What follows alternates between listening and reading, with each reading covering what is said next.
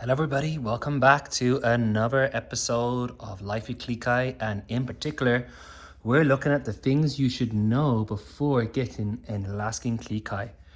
And today's episode is going to be about training. So the one thing I want to preface all this with saying is that every dog is different, and that's certainly the case with Sky and Copper, and they both took to training in different ways, and they've both retained their training in different ways as well. So what do I mean by that? Sky and Copper are both pretty well trained and they are both pretty obedient, but I would say that Sky took longer to train because she's more stubborn and she's more willful. But of my two dogs, she is certainly the more obedient, and I know I can trust her. If we're outside, she will listen to me. Copper, he took the training really fast. He was a really quick learner because he's really food motivated. But when it comes to being outside, even now, if I open this door and I take him for a walk down the garden, he won't listen to me. He won't stay by heel. He will run off and probably chase one of the animals. We've got lots of gophers. We've got lots of squirrels. There's cats in our yard that come in from other houses. And we've also got coyotes, which I think I've spoken about before, where Copper once got off leash and chased a coyote and was gone for about 5 minutes and had this interaction with a coyote, which was utterly terrifying before he eventually came back. But the ironic thing is, Copper was easier to initially train, and with all the basic commands, apart from stay when he's outside, Copper listens really well. But once I open that door and take him outside, his stay command disappears, and we've tried doing recall training, and his recall is okay as long as there's no distractions, but once there's a distraction, that's it, Copper is gone, whereas Sky listens a lot more.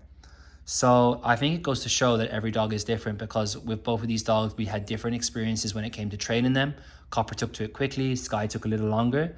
But now, as a soon-to-be 8-year-old, I can't believe you're going to be 8 this summer, Sky, and a 7-year-old, Sky is the one that actually listens better than Copper when we're outside. I would say inside the house, they're both very good.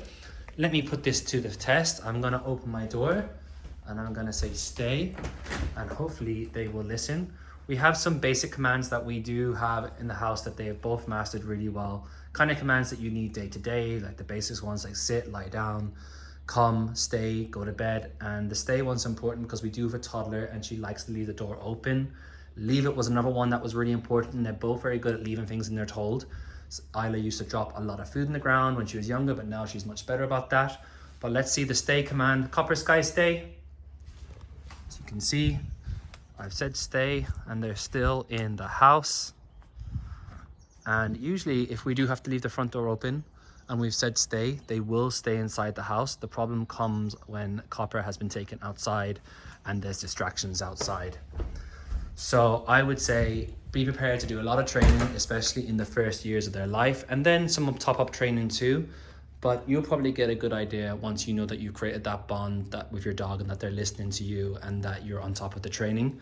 But it is a constant practice, and even still to this day, we do a certain amount of training, especially with Copper. As I said, his recall isn't as good. But with a Klee, I would say recall is really important. The stay command is important. And I think if you have a toddler in your home or a baby in your home, you're also going to want to know the leave it command. But I hope that helps. Copper has found something he wants to itch. We'll be back soon with another video in this series.